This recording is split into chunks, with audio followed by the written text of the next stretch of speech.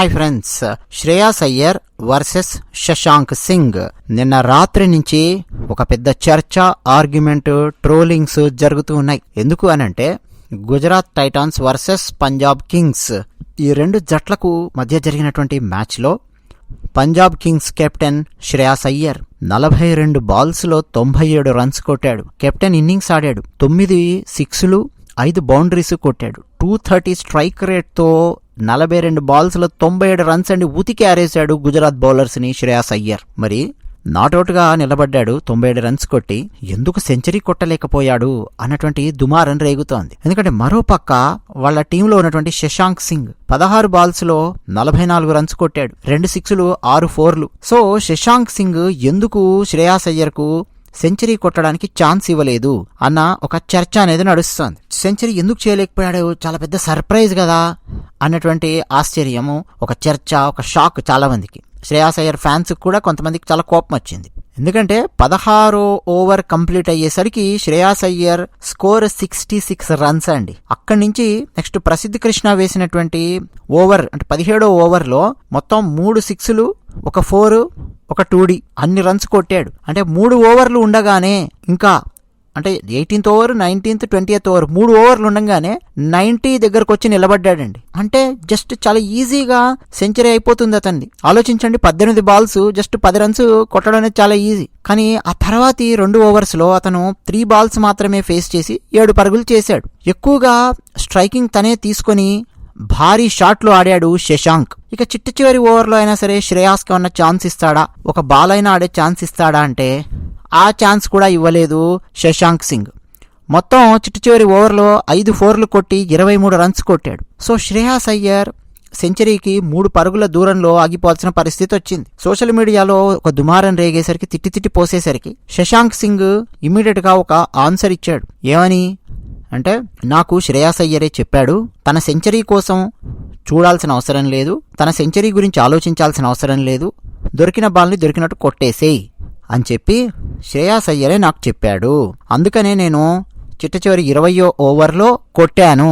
సరే, కనెక్ట్ అయ్యాయి, 23 రన్స్ వచ్చాయి. సో శ్రేయాస్ చెప్పాడు కాబట్టి నేను అలా ఆడాను అని శశాంక్ సింగ్ చెప్పాడు. ఏమండి, ఇది ఎలా ఉందంటే, అవతలోడు ఎవడైనా కానీ, అంటే మాస్ భాషలో చెప్తా, అవతలోడు ఏ బ్యాట్స్మెన్ ఎవడైనా కానీ సెంచరీకి దగ్గరగా ఉన్నాడు అనుకోండి, 95, 96, 97 అట్లా ఉన్నాడు అనుకోండి, ఏ బ్యాట్స్మెన్ కూడా అక్కడ స్ట్రైకింగ్ లో ఉన్న బ్యాట్స్మెన్ దగ్గరికి వెళ్ళి ప్లీజ్ నన్ను సెంచరీ కొట్టనివ్వవా, నేను సెంచరీ కొడతాను, నువ్వు స్ట్రైక్ రొటేట్ చేసి నాకు ఇవ్వు అని చెప్పి ప్రపంచంలో ఏ అంతర్జాతీయ బ్యాట్స్మెన్ కూడా చెప్పడండి. ఎవరూ చెప్పరు. ఆ కామన్ సెన్స్ స్ట్రైకింగ్ ఎండ్ లో ఉన్నటువంటి బ్యాట్స్మెన్ కు ఉండాలి. అసలు సెంచరీ కొట్టడము అనేది చాలా కష్టమైన విషయం. ఓడిఐలో గానీ, టెస్ట్ లో గానీ, T20లో ఇంకా కష్టం సెంచరీ అక్కడ దాకా తీసుకురావడం అన్నది కదా. సో సెంచరీ కొట్టే ఛాన్స్ వచ్చినప్పుడు అవతలి బ్యాట్స్మెనే తెలివిగా ఆలోచించి ఏం చేయాలి, స్ట్రైక్ రొటేట్ చేసి అవతల వ్యక్తికి ఇచ్చే ప్రయత్నం చెయ్యాలి. దానివల్ల పెద్ద భారీ నష్టం ఏం జరగదు. మీలో చాలా మంది కనిపించవచ్చు, శశాంక్ సింగ్ కొట్టినటువంటి ఆ పరుగుల వల్లే ఈరోజు గెలిచింది పంజాబ్ అని. అంత సీన్ లేదు నాన్న. ఇంకో రకంగా ఆలోచించండి, ఒకసారి స్టాట్స్ తీసుకొని ఆలోచించండి. శ్రేయాస్ అయ్యర్ ఎన్ని సిక్స్లు కొట్టాడు? 9 సిక్స్లు కొట్టాడు. ఎన్ని ఫోర్లు కొట్టాడు? 5 ఫోర్లు కొట్టాడు. శశాంక్ సింగ్ ఎన్ని సిక్స్లు కొట్టాడు? 2 సిక్స్లు కొట్టాడు. ఎన్ని ఫోర్లు కొట్టాడు? 6 ఫోర్లు కొట్టాడు. శ్రేయాస్ అయ్యర్ 9 సిక్స్లు, శశాంక్ సింగ్ 2 సిక్స్లు మాత్రమే. సో 9 సిక్స్లు, 42 బాల్స్ లో 9 సిక్స్లు కొట్టినటువంటి శ్రేయాస్ అయ్యర్ కు తెలీదా అండి, చివరి ఓవర్లో 3-4 సిక్స్లు బాది ఉతికి ఆరేయలేడా అండి శ్రేయాస్ అయ్యర్? చాలా ఈజీగా సిక్స్లు బాది ఉతికి ఆరేసేవాడు Shreyas Iyer. So don't underestimate Shreyas Iyer. అతనికి గనక శ్రేయాస్ అయ్యర్ కు శశాంక్ సింగ్ సెంచరీ చేసుకునే అవకాశం ఇచ్చుంటే ఒక్క 6 పీకి 97 నుంచి 103 రన్స్కి వెళ్ళేవాడు. తర్వాత కూడా సిక్స్లు బాది ఉతికి ఆరేసేవాడు. బౌండరీస్ కూడా చాలా ఈజీగా కొట్టేసేవాడు. సో శశాంక్ సింగ్ కొట్టేటటువంటి రన్స్ చాలా ఈజీగా చివరి ఓవర్లో కొట్టేసేవాడు శ్రేయాస్ అయ్యర్. బట్ ఇతనికి కామన్ సెన్స్ ఉండాలండి. శశాంక్ సింగ్ కి డెఫినెట్ గా కామన్ సెన్స్ ఉండాలి. అవతలోడు సెంచరీ ఉంది, సిచ్యువేషన్ ఉంది అని అనుకున్నప్పుడు బాల్స్ వేస్ట్ చేయమని చెప్పి ఎవరు చెప్పట్లా. అవతలోడు సెంచరీ కోసం నువ్వు బాల్స్ వేస్ట్ చేయమని నీకు చెప్పట్లా. ప్లస్ శ్రేయాస్ అయ్యర్ కూడా బాల్స్ వేస్ట్ చేస్తూ సెంచరీ కోసం ఆడుతున్నటువంటి వ్యక్తి కూడా కాదు. 42 బాల్స్ లో 97 కొట్టాడండి. 230 స్ట్రైక్ రేటు శ్రేయాస్ అయ్యర్ది. 81 మినిట్స్ ఉన్నాడు క్రీజ్ లోపల. అతనికి తెలీదా ఎలా కొట్టాలి ఏంటనేది? స్ట్రైక్ రొటేట్ చేసి జస్ట్ శ్రేయాస్ అయ్యర్ చేతుల్లో పెట్టుంటే శశాంక్ సింగ్, శ్రేయాస్ అయ్యర్ది డెఫినెట్ గా సెంచరీ అయ్యేది. డెఫినెట్గా పంజాబ్ కింగ్స్ ఇది 243, అంతకన్నా ఎక్కువ స్కోర్ కూడా వెళ్ళి ఉండేదేమో, చాలా ఈజీగా వెళ్ళేది అనేది నా నమ్మకం. ఎందుకు ఇలా మాట్లాడుతున్నానంటే అండి, శ్రేయాస్ అయ్యర్ను ఇట్లాగే ఒక దురదృష్టం అనేది వెంటాడుతూ వస్తుంది. ప్రతిసారి ఎవడో ఒకటి ఏదో ఒక రీజన్ చెప్తాడు. ఈ క్యాండిడేట్ చాలా కష్టపడి టీమ్స్ని గెలిపించే ప్రయత్నం చేస్తున్నాడు, అతను ఒక సెంచరీ కొట్టనివ్వనటువంటి సిచ్యువేషన్ అనమాట. అసలు ఇప్పటివరకు శ్రేయాస్ అయ్యర్ హైయెస్ట్ స్కోర్ ఎంత తెలుసా ఐపీఎల్ లోపల? ఇదే 97. అంతకుముందు ఎంతో తెలుసా? ఈ మ్యాచ్ కన్నా ముందు ఎంతో తెలుసా? హైయెస్ట్ స్కోరు 96 రన్స్ అండి. సెంచరీ దగ్గరకు వచ్చి అతని పాపం ఇలా అవుతోంది. 2018లో నాకు గుర్తుంది మ్యాచ్, ఢిల్లీ డేర్ డెవిల్స్ తరపున కోల్కతా నైట్ రైడర్స్ మీద 96 రన్స్ కొట్టాడు 2018లో. అప్పుడు కూడా అంతే, సెంచరీకి దూరం అయ్యాడు. 40 బాల్స్లో 10 సిక్స్లతో 93 నాట్అవుట్గా నిలబడి ఒక మ్యాచ్ గెలిపించాడు. సెంచరీకి కేవలం 7 పరుగుల దూరంలో ఒకసారి ఆగిపోయాడు, నాట్అవుట్ మళ్ళీ ఆ మ్యాచ్లో. తర్వాత 2020లో ఢిల్లీ క్యాపిటల్స్ తరపున రాజస్థాన్ రాయల్స్ మీద 88 రన్స్ కొట్టి నాట్అవుట్గా నిలబడ్డాడు. 2022లో కేకేఆర్ తరపున సేమ్ ఈ గుజరాత్ మీదే 85 రన్స్ కొట్టాడు. చాలా సందర్భాలలో అండి 80+లో 90స్లో ఈవెన్ నాట్అవుట్గా ఉండి కూడా, ఏది అవుట్ అయ్యి కాదు, నాట్అవుట్గా ఉండి కూడా ఇలాగే ఒక బ్యాడ్ లక్ అనుకోండి, అవతల ఉన్నటువంటి బ్యాట్స్మెన్ కామన్ సెన్స్ వాడకపోవడం వల్ల అనుకోండి, సెంచరీకి దూరం అవుతూ ఉన్నాడు. ఇప్పుడు ఈ మ్యాచ్లో నాట్అవుట్గా ఉన్నాడు, సరే బ్యాడ్ లక్ అని చెప్పి మనం సరిది చెప్పుకోవాలా? పోనీ అవతలి బ్యాట్స్మెన్ శశాంక్ సింగ్ని గట్టిగా తిట్టాలి అన్నగాని అతనేమి ఆడకుండా టిక్కుం బ్యాటింగ్ పెట్టలేదు. అతను కూడా బౌండరీస్ కొట్టాడు, అతను కూడా స్కోర్ని పరిగెత్తించాడు. కాబట్టి గట్టిగా శశాంక్ సింగ్ని కూడా ఎవరు తిట్టలేకపోతున్నారు. కానీ కొంచెం కామన్ సెన్స్ అనేది ఉపయోగించాల్సినటువంటి అవసరం ఉంది. Same situation Sachin Tendulkar double century టైంలో కూడా వచ్చింది. మీలో ఎంతమందికి గుర్తుందో లేదో నాకు తెలియదు. సచిన్ టెండూల్కర్ డబుల్ సెంచరీ సిచ్యువేషన్లో కూడా ధోని దిగాడు, 4లు 6లు అవి కొడుతూ ఉన్నాడు. సచిన్కి అసలు స్ట్రైక్ ఛాన్స్ కూడా ఇవ్వట్లేదు. Whole stadium or the whole world is waiting, సచిన్కి స్ట్రైక్ ఇవ్వాలి ఇతను ధోని అని చెప్పి. లేదు, డిలే చేస్తూ కొడుతూ ఉన్నాడనమాట ధోని ఆ టైంలో కూడా.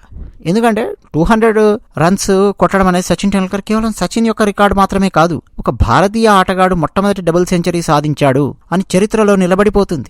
అప్పటి వరకు డబుల్ సెంచరీ ఎవడూ కొట్టలేదు. సయీద్ అన్వర్ 194 రన్స్ కొట్టాడు, అదే అప్పటి వరకు హయ్యెస్ట్ ఓడిఐలో 194 కదా. అంతకుముందు 186 అనుకుంటా దాదా గంగూలీ కొట్టాడు, 183 రన్స్ సచిన్ కొట్టాడు, 194 సయీద్ అన్వర్ పాకిస్తాన్. ఆ తర్వాత సచిన్ టెండూల్కర్ 200 దగ్గరకు వచ్చేసరికి కూడా ధోని 4లు 6లు కొడుతూ ఉన్నాడు అనమాట. ఆ టైంలో కూడా జనాలకు ఇరిటేషన్ వచ్చింది.